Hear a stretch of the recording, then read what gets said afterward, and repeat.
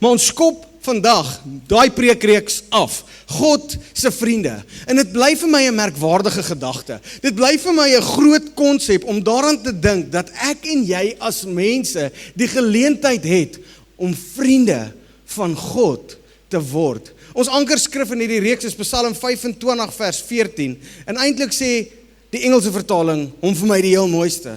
Psalm 25 vers 14 sê, "The friendship of the Lord is for those who fear him, and he makes known to them his covenant." En ek het die Afrikaans ook al bygesit, net sodat jy weet, ek lei jou nie om die bos nie. Maar die waarheid is dat ek en jy het hierdie fantastiese geleentheid om vriendskap met God te kan geniet. En in hierdie versie sit Dawid twee konsepte bymekaar, wat ek en jy nie maklik langs mekaar sit nie. Hy gebruik die konsep van vrees en vriendskap in een sin. Hy sit hulle langs mekaar. Iets wat ek en jy nie noodwendig maklik doen nie. Maar die waarheid is, wanneer dit by vriendskap met God kom, dan kan jy die twee nie skei nie. Want vriendskap met God beteken om hom te ken. En ek wil jou een ding beloof, as jy hom leer ken en waarlik ken, dan is vrees en eerbied en ontzag en respek 'n outomatiese reaksie wat jy in jou hart gaan beleef. So soms kyk ons na hierdie versie en ons dink, maar vrees en vriendskap gaan nie saam nie, maar wanneer dit by God kom, gaan vrees en vriendskap 100% saam. Om in vriendskap te wees is om hom te ken, en om hom te ken is om hom te vrees. En ons is om hierdie berg, dat die vrees wat ek en jy vir die Here behoort te hê, is nie 'n angs en 'n spanning en 'n skuldgevoel wat verhouding vir ons vernietig nie. Die vrees wat ek en jy voor die Here behoort te hê, is daai agting, daai diep respek, daai ontzag, die eerbied vir wie hy is. En in hierdie reeks gaan ons 'n bietjie kyk na die enkele manne in die Bybel wat die titel vriend van God geniet het. Ons kyk na Abraham en Moses en Dawid, en in die Nuwe Testament kyk ons na die disipel Johannes, wat so maklik van homself skryf, dat hy die geliefde disipel was. Daar was diep verhouding daar. So ons kyk na daai 4 manne van God, vriende van God, en die 5de een is 'n verrassing. So as jy wil weet wie is die 5de een, kom die 5de Sondag en kom luister, wie is die verrassingsvriend van God. Maar die waarheid is hierdie, dat God se begeerte was van die begin af vir verhouding. God se begeerte reg van die begin af, toe hy die mens geskep het, was verhouding en vriendskap. En dit is juis om die rede dat hy die mens geskep het, na sy beeld en na sy gelykenis. Dit is juis om die rede dat hy die mens geskep het met vrye wil. Want dit is presies wat nodig is vir hegte verhouding. Dit is presies wat nodig is vir intieme verhouding. Ek weet mense sê dat jou hond is jou beste vriend, maar ek het 2 honde en ons is nie vriende nie. Ek het 2 honde en ek kan vir jou sê, ons verhouding is vlak. Dit is op hierdie stadium meer 'n geskellery, maar sou die geskellery nou oorwaai, dan is die kommunikasie basies so diep soos wie se grootseun. Dis nie diep nie, dis nie 'n diep verhouding nie. Maar ek en God en jy en God is van dieselfde stof. Julle is van dieselfde soort. Jy is in sy beeld, jy is na sy gelykenis, jy sodat jy 'n verhouding kan geniet. Daar's iets van die emosie wat ek en jy kan ervaar, wat God ook ervaar. Daar's iets tussen ons en God wat so dieselfde is dat ons kan connect. Daar's iets tussen ons en God wat so dieselfde is dat ons ervaring met mekaar kan deel, en hy het ons baie spesifiek so geskep. Enige ding wat geskep word, begin tog met 'n plan. Begin tog met 'n idee. Jy wil iets hê en dan skep jy. Jy wil 'n probleem oplos en dan skep jy. En toe God oor die mens sit en nadink, toe sê hy, uit hierdie hele skepping, wat so mooi en so asemrowend kan wees, soek ek ietsie waarmee ek verhouding kan hê. Soek ek ietsie wat nie net outomaties eer aan my naam gaan bring nie. Ek soek ietsie vir wie ek vrye wil gaan gee. Ek soek ietsie vir wie ek die geleentheid gaan gee om te kan kies of hy my wil dien of nie, want is in daai keuse waar liefde en verhouding bestaan. Jy sien, God is nie 'n vreemde ontvoerder wat ons hier op die aarde toegesluit het en gesê het, wees lief vir my nie. Hy het vir ons hierdie beautiful aarde geskep, en hy het ons die keuse gegee om hom te volg of nie. En wanneer ek en jy kies om hom te volg, wanneer ek en jy kies om hom lief te hê, beteken dit net iets, omdat ons ook die teendeel kon kies. Jy kon ook kies om hom nie te dien nie. Dis die rede vir die boom in die tuin, en ek gaan nou 'n bietjie dieper hierin as wat ek aanvanklik gedink het, maar die feit van die saak is, jy moet verstaan dat die begeerte van God is vir verhouding. Hoor hoe sê hy dit in Hosea? Hosea 6 vers 6 sê, want ek verwag liefde eerder as offers, toewyding aan my eerder as brandoffers. Kan jy hoor die verhoudingsterme waarin God sy verwagting op die tafel sit? As ek daai skrif lees, dan klink dit baie meer na iets wat my vrou van my sal verwag, as iets wat my Here en my meester van my verwag. Ek kan vir Maddie picture, ek soek liefde in toewyding, diep toewyding. Ek kan dit imagine met my vrou. Kan dit nie noodwendig imagine van my baas nie, dit sal vreemd wees. As jou baas jou maandagoggend inroep en sê hy verwag liefde en toewyding. Jy sien, want God soek meer as knegte. God soek meer as slawe. God soek meer as klein robotjies wat net sy wil uitvoer, treukie vir treukie en stappie vir stappie. God begeer verhouding. Hy soek seuns en dogters. Hy soek vriendskap. Nog 'n skrifgie, net omdat ek nie eintlik myself kon beteel nie. Jeremia 9, hoor hoe mooi is hierdie. Jeremia 9 sê, so sê die Here, die wyse man moenie in sy wysheid roem nie, die soldaat nie in sy krag nie, die ryk man nie in sy rykdom nie, laat hom wat wil roem, daarin roem dat hy insig het en my ken. Hier is iets om in te roem.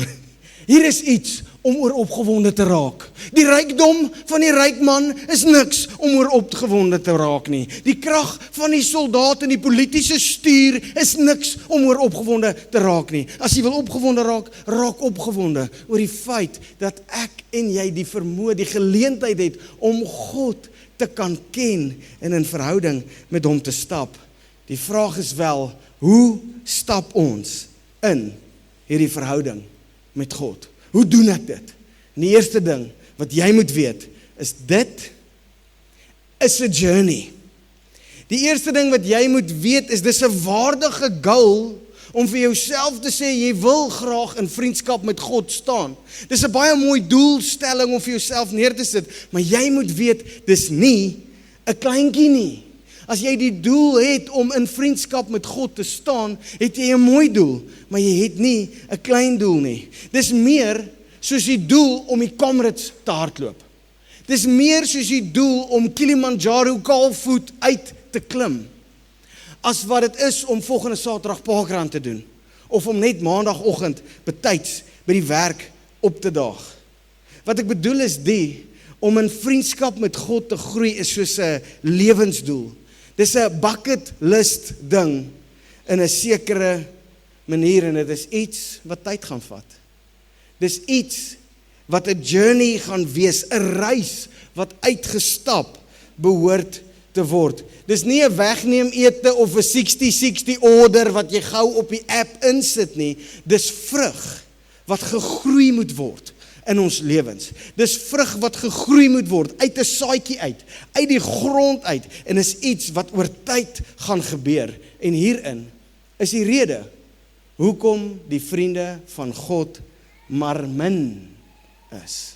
Want baie begin die proses. Baie is iewers in 'n preek of iewers op 'n plek of 'n kamp of 'n ding baie begeesterd oor vriendskap met God, en hulle trek weg en hulle saai die eerste saadjies. Hulle begin die proses, baie probeer, maar daar is eintlik min wat die geduld en die toewyding het om dag vir dag vir dag vir daai saadjie te sorg, sodat hy kan begin groei, sodat hy kan begin ontkiem, en dan is daar min wat dag vir dag die plantjie sal versorg, mooi na hom sal kyk, en tyd sal gee, dat hy kan groei, en 'n boompie word, en nog groei, en op die einde van die dag, sy vrug begin dra. Jy sien, vriendskap met God is nie 'n oornag ding nie. Vriendskap met God is nie 'n instant ding nie. En ons leef in 'n kultuur waar goed instant is. Tot Takealot het dit agtergekom. Betaal nog R10, kry hom môre. En almal klik daai dingetjie want ek soek dit nou. En baie keer voel ons so oor vriendskap met God ook. Ek soek dit, maar ek soek dit nou. En dit is vir die rede dat die vriende van God min is, want dit vat ietsie van 'n proses.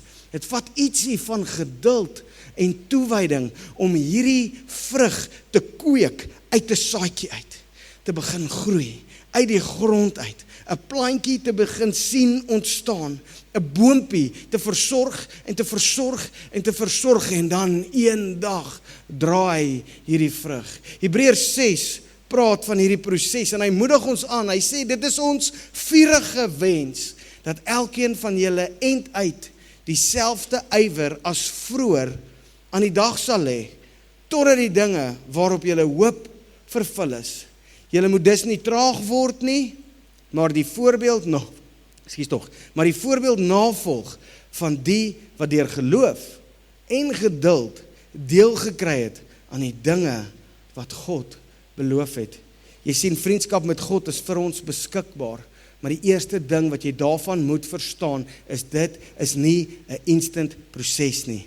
Dis 'n goeie doel om te hê, maar dis 'n groot doel om te hê. Dis nie 'n instant ding nie, dis 'n journey wat uitgestap moet word. En die vurige begeerte van die skrywer van Hebreërs is dat ons met dieselfde ywer sal deurvoer as waarmee ons begin het. Want dit is hoe ons vriendskap met God gaan ontdek. En hy sê dat ons die voorbeeld sal navolg van die wat deur die geloof en die geduld, dit wat beloof word, ontvang het. Vriendskap met God is vir ons beloof, maar dit is deur geloof en geduld wat ons dit sal ontvang, net soos die voorbeeld. Die feit is, daar is vir ons 'n voorbeeld.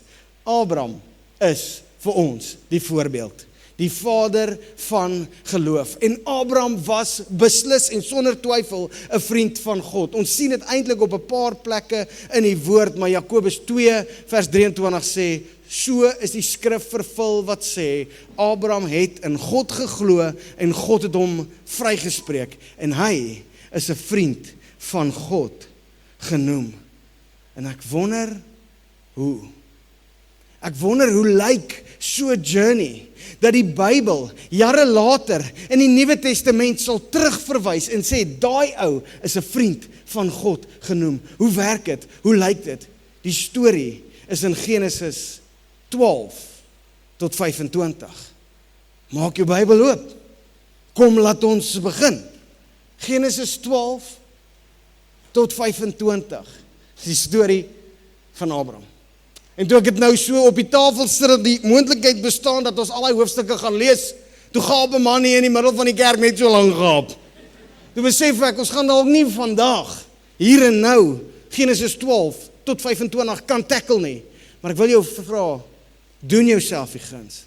Doen jouself die guns en gaan kyk na die pad wat 'n man gestap het, wat sy lewe neergelê het op die einde as 'n vriend van God. Ek deel so lank 'n paar van die highlights met jou. Vriendskap met God is 'n journey wat oor 'n lang tyd kom. Vriendskap met God het vir Abraham begin op 75 jaar oud. Die Bybel sê, toe Abraham 75 jaar oud is, toe verskyn die Here aan hom en roep hom om te trek uit die land van sy vader uit. En God gee vir hom 'n belofte dat hy 'n magtige nageslag sal hê, dat hy baie kinders sal hê. Ten spyte van die feit dat op daai stadium op 75 het hy nog nie eers 'n kind gehad nie. Ten spyte van die feit dat God hom gevind het op die plek van 0 nageslag, het die Here vir hom gesê, pak jou goed op, trek uit die land wat jy ken, ek sal jou wys waar jy moet gaan, en ek sal jou 'n magtige nageslag gee, op 75.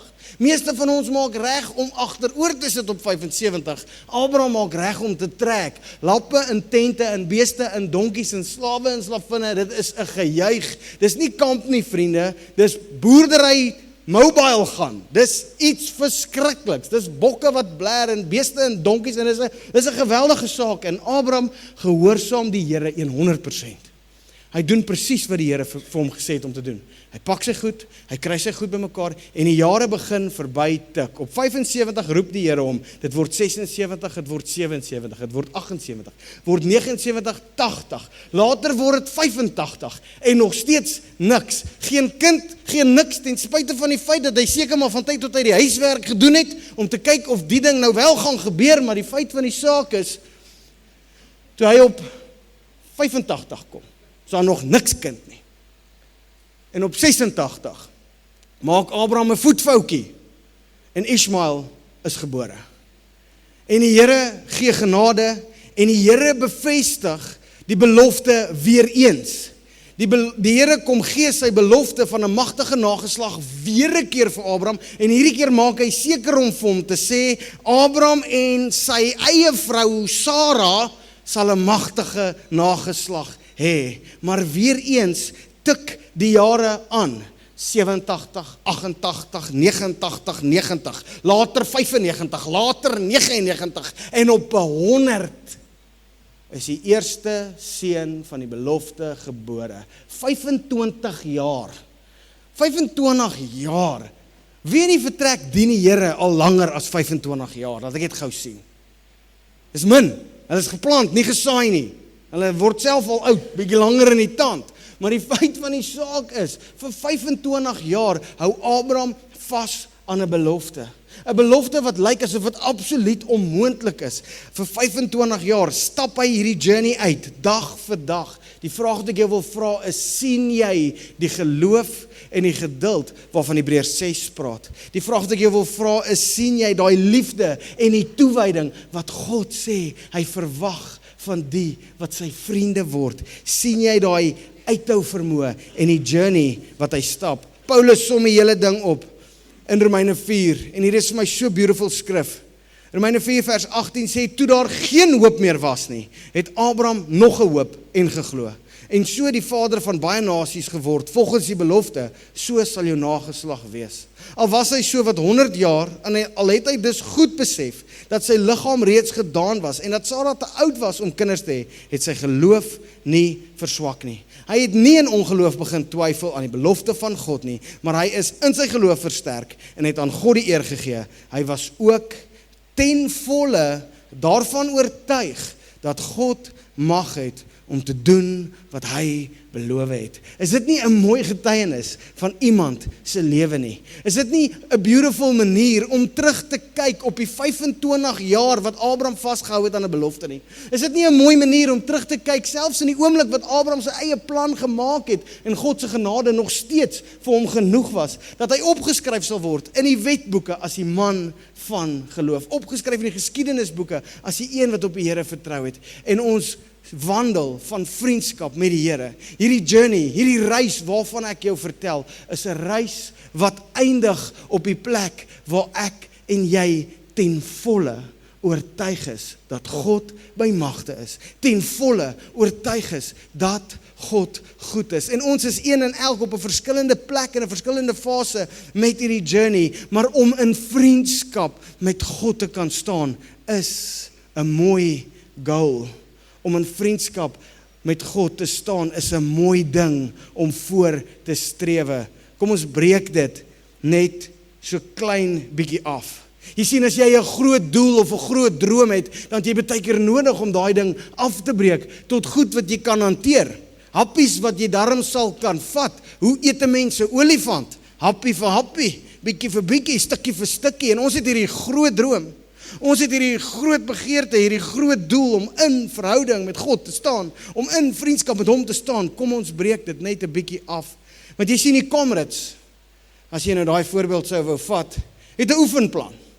Jy kan nie sommer net by die Comrades opdaag nie. Daar's 'n oefenplan.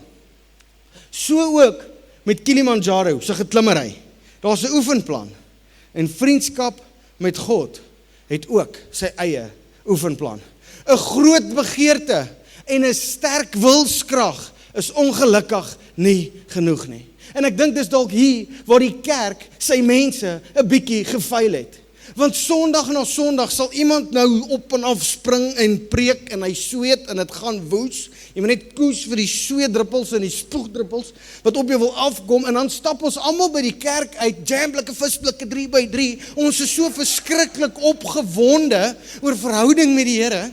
Ons stap hier uit en ons is so verskriklik opgewonde om hierdie lewe te kan leef, maar dit is 'n doel wat vir meeste van ons eenvoudig te groot is. Die feit van die saak is, dit maak nie saak hoe opgewonde ek vandag raak oor die Comrades nie. Dit maak nie eintlik saak hoe begeesterd en hoe gemotiveerd ek word om die Comrades te hardloop nie. Ek kan nie vandag hier uitstap en die 90 kilos van die Comrades gaan hardloop nie. Ek sal sterf. Ek sal doodgaan. Ek gee myself 8 kilometer max in die koelte tussen die bome. Maybe. Maar dit beteken nie die Comrades is onmoontlik nie. Dit beteken net die Comrades is nou vir my in hierdie seisoen en in hierdie situasie onmoontlik. Maar dit maak nie die Comrades onmoontlik nie. En vandag sit en gesels ek met jou oor vriendskap met God en jy dink dalk is onmoontlik. Moenie dink dat vriendskap met God is 'n saak van onmoontlikheid nie. Dit mag dalk wees dat dit in die oomblik, in hierdie seisoen, vir jou 'n saak van onmoontlikheid is. Maar daar's 'n wonderlike ding wat die onmoontlike 'n realiteit maak. En dit is om daai doel, daai taak, daai wat ek graag wil bereik, te kan afbreek tot 'n manageable portion. Te kan afbreek. Jy sien, as ek die Comrades wil hardloop, en hier is actually mense wat besig is om voor te berei, waar's Marita en Rian Kombrink, is hy by die kiddos? Daar's hulle. Daai mense kan regtig die Comrades hardloop. Hulle doen maratonne en allerhande goed. Hulle is daai tipe mense wat gesels terwyl hulle hardloop. Kon dit nog nooit doen nie. Ek moenie met my praat nie. Ek het alles nodig wat ek het om nie te vrek nie. Kan nie chat nie oor nie. Hulle is ook daai wat as die Comrades kommentators, as die ouens uit die Comrades hardloop, look how relaxed. Wangetjies hop en die smiletjie is aan. Ek kan nie.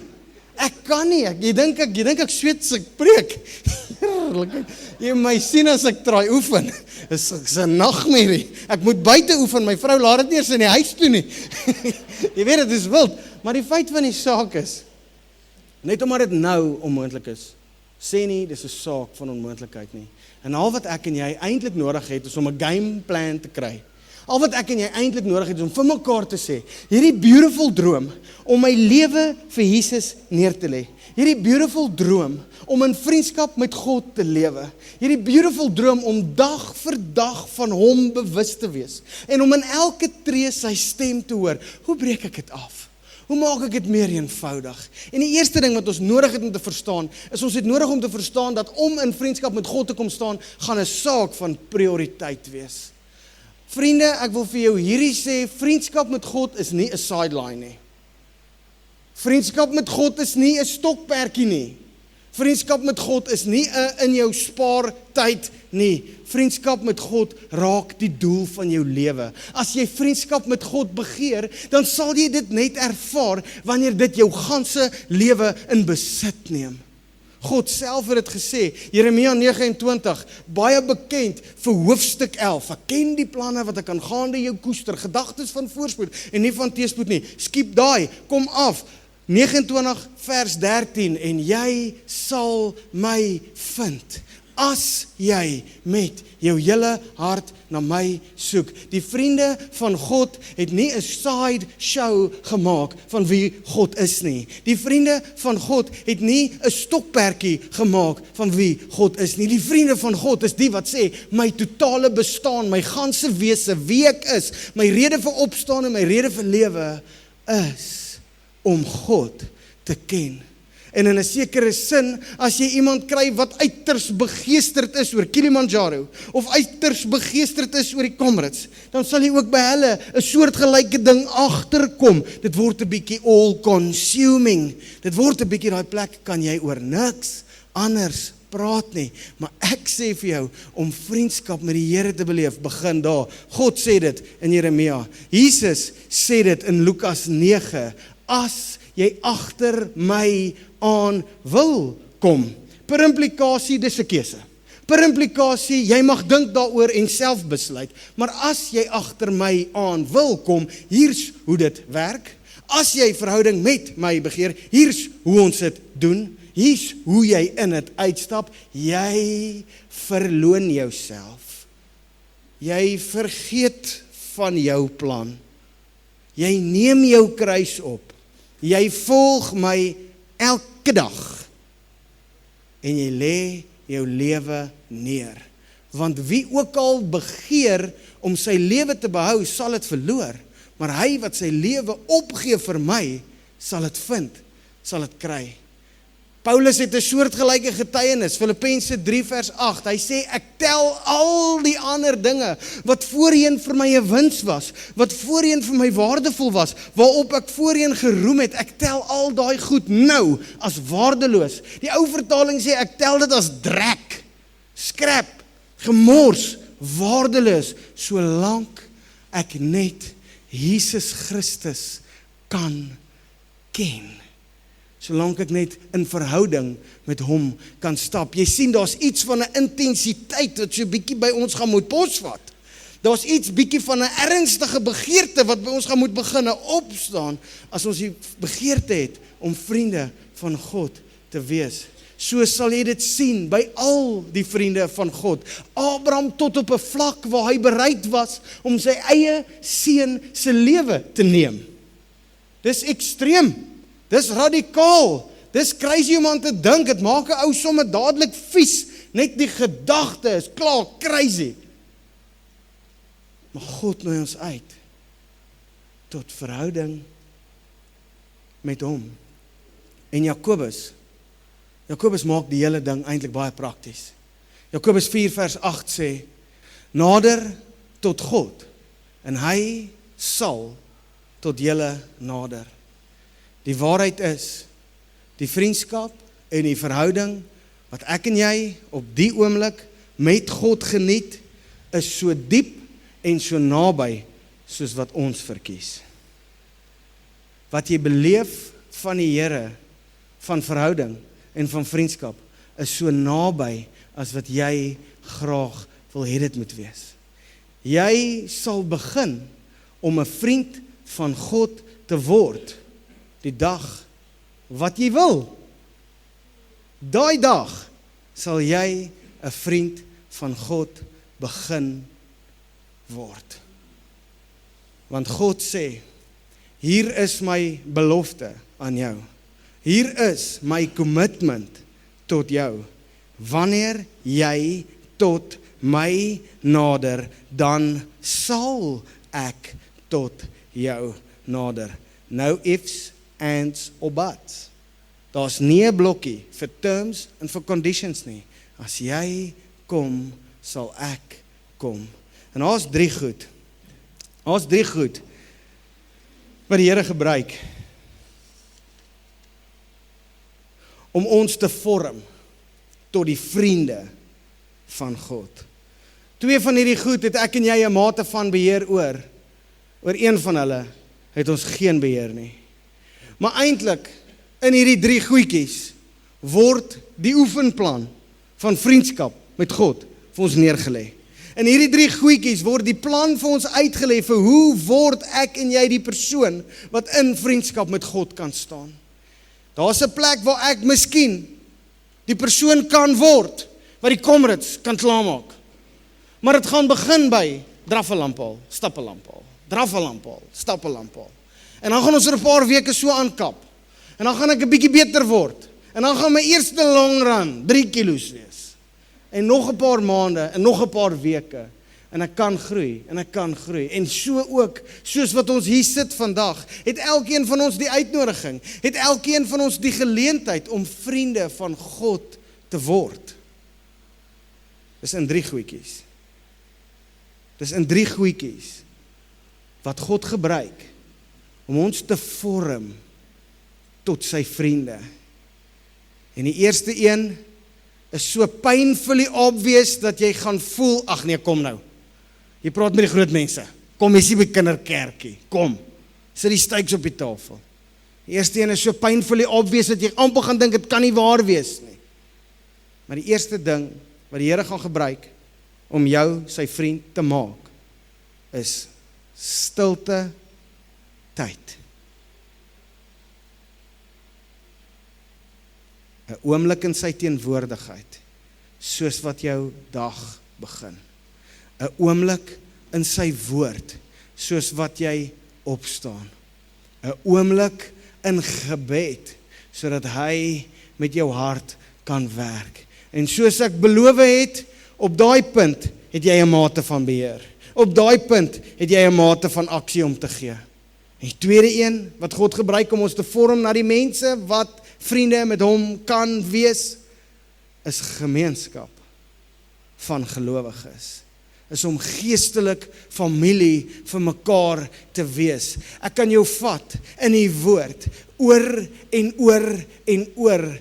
Gelowige gemeenskap is waar die vorming tot Christen wees gebeur. Gelowige gemeenskap is waar die vorming tot vriend van God gebeur. Dis die incubator, as jy wil. Dis waar dit gebeur, dis al waar dit gebeur. Dis die omgewing wat God gekies het. Dawid skryf daaroor in Psalm 1. Hy sê dit gaan goed met die mens wat nie sit in die kring van die spotters of staan, en dan praat hy van die gemeenskap wat ek en jy vir onsself verkies, daar in Psalm 1, die gemeenskap wat ek en jy vir onsself verkies, en dan sê hy wat sy vreugde vind in die woord van die Here, en daai een sal wees soos 'n plant wat by waterstrome geplant is. Daar's twee goed wat Dawid op die tafel neersit.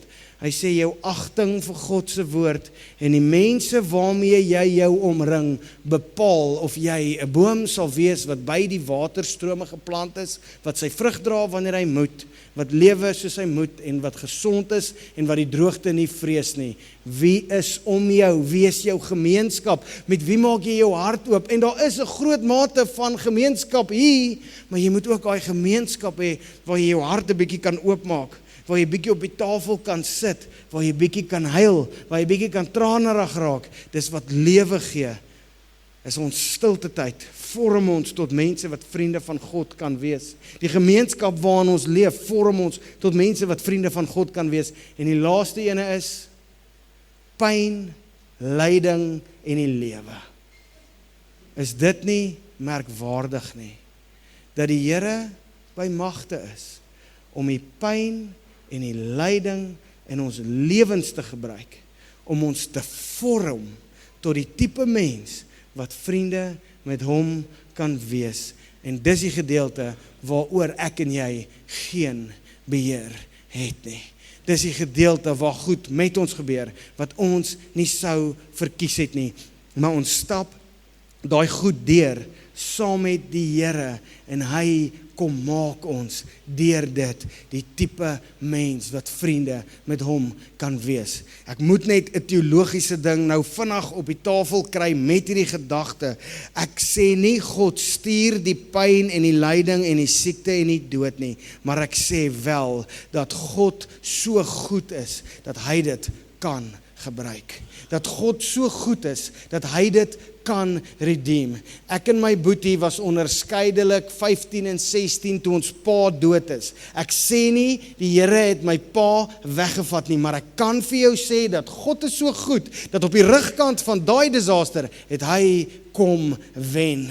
Het hy my en my boetie se lewens kom red en kom omkeer op 'n manier dat beide van ons dagtaak gemaak het om die goedheid van God aan mense bekend te maak. Want God het die pyn en die lyding en die seer van ons lewens gebruik om ons te vorm tot die mense wat vriende met hom kan wees. Moenie dat jou pyn verlore gaan nie. Moenie dat jou hartseer verlore gaan nie. Bring jou hartseer in daai stilte tyd voor 'n goeie God. Sit stil by die Here vir 20 minute vir 'n halfuur. Laat toe dat die pyn van jou verlede na bo kom. Laat toe dat die liefdevolle oë van 'n goeie Vader oor dit kyk en laat toe dat hy sy woord spreek oor wat daar aan die gang is. Laat toe dat hy jou kom haal, laat toe dat hy jou kom red. Jy sien die grootste vyand van vriendskap met die Here is hoe ongelooflik besig ek en jy geraak het. Meeste van ons het nie tyd om vriende met God te wees nie. En as jy dit vir my sal sê, dan sal ek jou glo. Ek dink nie eers jy jok vir my nie, maar ek wil jou herinner dat jy steeds 'n verantwoordelikheid het. Jy's nie 'n boom nie, jy kan skuif. Jy's nie 'n boom nie, jy kan jou lewe anders inrig. Jy's nie 'n boom nie. Jy kan nuwe keuses maak. Jy's nie 'n boom nie. Kies lewe. My pa het altyd gesê, jy is 'n slagoffer vir een dag. Die volgende dag, toe stap jy in as 'n volunteer. En elke liewe keer, as ek of Henry by my pa wil kom moan oor die een of ander dergelike verskriklike slegte ding wat besig is om met ons te gebeur, dan sê hy, jy was gister 'n slagoffer, vanoggend is jy 'n vrywilliger. Vanoggend het jy dit gekies. As jy nie tyd het om by die Here tyd te spandeer nie, dan was jy gister 'n slagoffer. Vandag is jy 'n vrywilliger. Vandag het jy dit gekies. Vandag het jy besluit. En ek sê vir julle vriende, jy moet gaan lees Genesis 12 tot 25, wat die Here kan doen met 'n man wat vir hom tyd maak. Jy sien hoe kom God na Abraham toe en praat met hom. En dan lees jy 'n paar hoofstukke aan en dan sien jy, maar God praat nou nie meer met Abraham nie. God's nou stil. Wat doen Abraham? Die Bybel sê, en Abraham het 'n altaar opgerig en hy het na die Here gesoek. Jy moet sien wat die Here kan doen met 'n man wat genoeg tyd het. Jy moet sien wat die Here kan doen met 'n man wat sê, daar is vir my niks so belangrik soos U nie. Jy moet sien wat die Here kan doen met daai ou. Jy moet sien wat sy effektiwiteit en produktiwiteit die Here in daai man se boerdery belê het. Hy het nie eintlik tyd vir boer nie. Hy het nie eintlik tyd om agter die skape te kyk nie, maar die Here het vir hom manne gegee wat na sy skape kan kyk, want hy het gesê, as 'n saak van eerste prioriteit, gee ek my tyd vir U. As 'n saak van eerste prioriteit, is U nommer 1 vir my. En ek besef, dit is 'n vreesaanjaende gedagte. Just imagine jou kind met rugby-oefening mis. Net nie dit nie. Imagine, jy moet nou een dag afvat en 'n Sabbat hou. Die hele dag jou foon afsit. Verregaande. Maar vriende, daar's 'n sekere lewenstyl wat lei na vriendskap met God. En daai lewenstyl is eintlik baie eenvoudig. Begin met stilte tyd. Ons leer dit vir ons kinders vandat hulle so hoog is. Lees jou Bybel, bid elke dag, bid elke dag, bid elke dag. Dis die beste raad. Dis die beste raad wat vir enigiemand kan gee. Maar die probleem is, ons raak groot en ons lewens raak belangrik. En my teenwoordigheid by die vergadering is kardinaal. En ek haat die tyd nie, maar ek sal inhaal. En die Here sê, jy is so naby aan my, soos wat jy verkies om te wees. Jy geniet soveel van my teenwoordigheid, soos wat jy graag wil. Niemand het dit by jou gesteel nie. Jy was gister 'n slagoffer. Vandag is jy 'n vrywilliger. Vandag het jy dit gekies. En daar is vir my en vir jou vriendskap met die koning van die heelal op die tafel. Kan jy imagine in jou wildste drome die skepper van die heelal dink aan jou as sy vriend? Dis verregaande. Ek sal aanhou. Ek sal ramble die res van hierdie dag. Ek sal so ramble, ek sal al droog wees. Gaan ek nog steeds aan. Maar wat ek vir jou begeer is dat jy daai woord sal oopslaan en dat jy daarna sal kyk en dat jy die lewenstyl van Jesus sal raak sien en dat dit vir jou 'n aanloklike lewenstyl sal wees. Dis vriendskap met God. So mooi as ons die Bybel lees, dan sê dit, en Jesus het onttrek na 'n afgeleë plek om alleen by die Vader te wees. En Jesus het soos dit sy gewoonte was teen die Olyfberg uitgestap om daar te gaan bid. Wees alleen met die Vader. Soek daai stilte, lees sy woord, praat met hom, mediteer dit, bedink dit, kies jou gemeenskap rondom jou, breek die brood van huis tot huis, dis makliker as wat jy dink. Moenie op Sondag alleen eet nie, dis sonde. Beloof jou. Moenie op Sondag alleen eet nie. Stap uit, saam met wie eet jy vanmiddag? Kom eet by my. kom sit om my tafel, kom ons wees gemeenskap vir mekaar. Daar's lewe in dit. Daar's lewe in dit. En dan, sit net terug, die moeilike tye kom, en die Here gaan vir hulle gebruik. En die Here gaan jou vorm, en hy gaan jou die mens maak, wat in vriendskap met hom kan leef. Maar kom ek sê net hierdie, die moeilike tye gaan in elk geval kom. Beste is, word 'n vriend van God, terwyl jy deur hulle gaan. Moenie niks uit hulle uithaal nie. Haal ietsie uit daai moeilike tye uit. Hulle kom in elk geval. Kom ons bid saam. Vader, ons dankie vanoggend. Here, vir somme net u liefde en u nabyheid, Vader. Here, dit bly my hart aanraak dat u so 'n hart het vir verhouding met my. Dit bly my hart aanraak, Vader, dat u begeerte is dat ek u sal ken. Dat u vir my sal sê, in die rykdom en in die krag en in die leierskap is daar niks om oor te roem nie, maar as iets om in te roem, dat jy my ken. Kom ken my. Kom ken my, kom ken my. En Vader, ek wil bid dat elke een van ons in hierdie vertrek vanoggend daai uitnodiging sal hoor. Die uitnodiging van Jesus om te volg. U eie uitnodiging om u te kom soek met ons hele harte, Here. Here, en sommer Paulus se voorbeeld wat sê dat alles wat die wêreld bied is snert en gemors. As ek dit vergelyk met die waarde wat daar is om Jesus te ken, dan kan ek dit nie eens vergelyk nie. Dis waardeloos. Die grade, die erkenning, die werk, die wat ook al het is, om u te ken, oortref alles in waarde.